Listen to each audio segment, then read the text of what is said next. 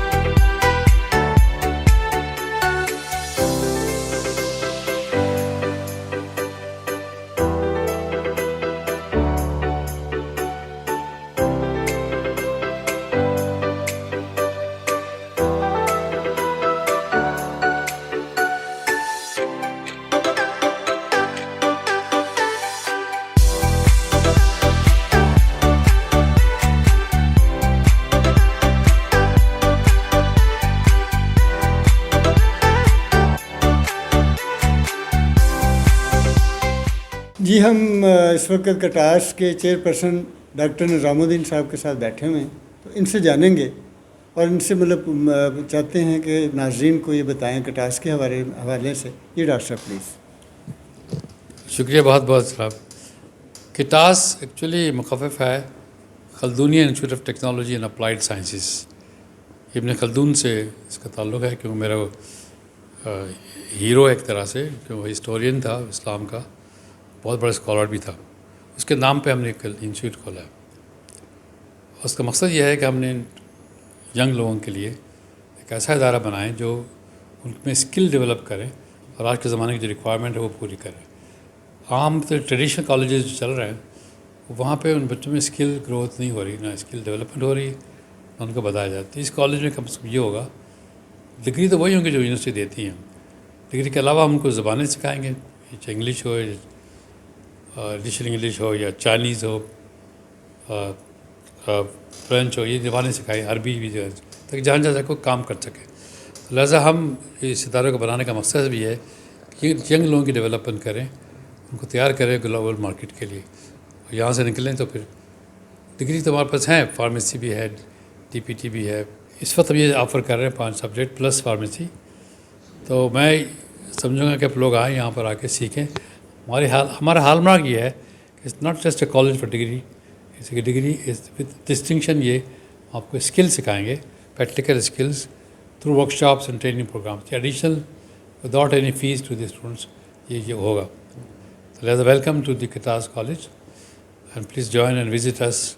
Look around us, look at our labs and laboratories. Very ultra modern laboratories ہم نے بنائی ہیں.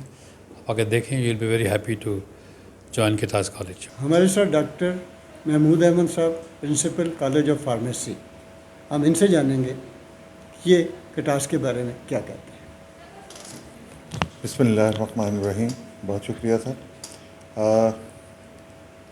میں as a principle college of pharmacy Katas, جو کہ ڈاکٹر نظام الدین صاحب نے ابھی اس کے بارے میں ڈیٹیل میں بتایا ہے آپ کو، اور جہاں تک کٹاس کا تعلق ہے، ڈاکٹر نظام صاحب بہت نون اکیڈمیشین ہیں، پاکستان میں بھی اور بیرون ملک میں بھی خدمات سر انجام دے چکے ہیں، اور ان کا ویژن بہت براڈن ہے اس حوالے سے کہ ایجوکیشن کی ترویج کے لیے، پرٹیکولرلی پروفیشنل ایجوکیشن کی ترویج کے لیے ملک میں اچھے سے اچھے اداروں کا قیام عمل میں لایا جا سکے.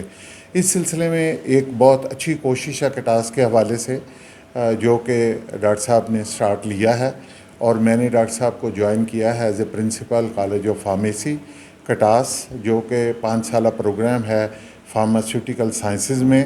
ہم جی اپنا قمر صاحب کے پاس کھڑے ہیں. قمر صاحب کٹاس کے جو ہیں وہ ڈائریکٹر ہیں. اس سارے سسٹم کے حوالے سے ہم ان سے پوچھیں گے کہ جو یہ سبجیکٹ بچوں کو، اسٹوڈنٹس کو فراہم کر رہے ہیں، اس کی اہمیت اور افادیت کیا ہے. جی قمر صاحب. بہت شکریہ سر. ہم لوگ کٹاس کے اندر 6 ڈگری پروگرامز آفر کر رہے ہیں، جن میں فارم ڈی ہے، ڈی پی ٹی ہے، بی ایس سی ایس ہے، بی ایس انگلش ہے، بی ایس سائیکالوجی ہے، اور بی بی اے ہے.